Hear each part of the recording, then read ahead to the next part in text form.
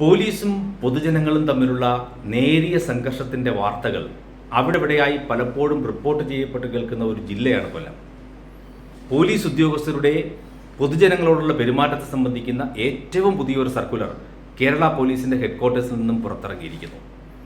കേരള സംസ്ഥാന പോലീസ് മേധാവി പുറത്തിറക്കിയിരിക്കുന്ന ഈ സർക്കുലറിൽ പോലീസ് സേനയിലെ ഏത് റാങ്കിലുള്ള ഉദ്യോഗസ്ഥരും പൊതുജനങ്ങളോട് മാന്യമായി സംസാരിക്കുവാനും പെരുമാറുവാനും നിയമപരമായും ഭരണഘടനാപരമായും ബാധ്യസ്ഥരാണ് എന്ന് പ്രത്യേകം ഓർമ്മിപ്പിക്കുന്നു.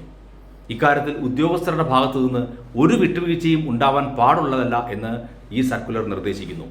ഈ സർക്കുലറിലെ ഏറ്റവും പ്രധാനപ്പെട്ട എടുത്തു പറയേണ്ട ഒരു കാര്യം, കേരള പോലീസ് നിയമത്തിലെ 33-ാം വകുപ്പനുസരിച്ച് പോലീസ് പ്രവർത്തനത്തിൻ്റെയോ നടപടിക്രമങ്ങളുടെയോ ഓഡിയോ, വീഡിയോ അല്ലെങ്കിൽ ഇലക്ട്രോണിക് റെക്കോർഡുകൾ എടുക്കുന്നതിന് പോലീസിനും പൊതുജനങ്ങൾക്കും നിയമപരമായി അവകാശമുള്ളതാണ് എന്നും അത്തരത്തിൽ പോലീസ് പ്രവർത്തനത്തിൻ്റെ വീഡിയോ, ഓഡിയോ അല്ലെങ്കിൽ ഇലക്ട്രോണിക് റെക്കോർഡുകൾ ആരെങ്കിലും എടുക്കുവാൻ ശ്രമിക്കുകയാണെങ്കിൽ ഉദ്യോഗസ്ഥർ അവരെ തടയാൻ പാടുള്ളതല്ല എന്നും ഈ സർക്കുലർ പ്രത്യേകമായി ഓർമ്മിപ്പിക്കുന്നു.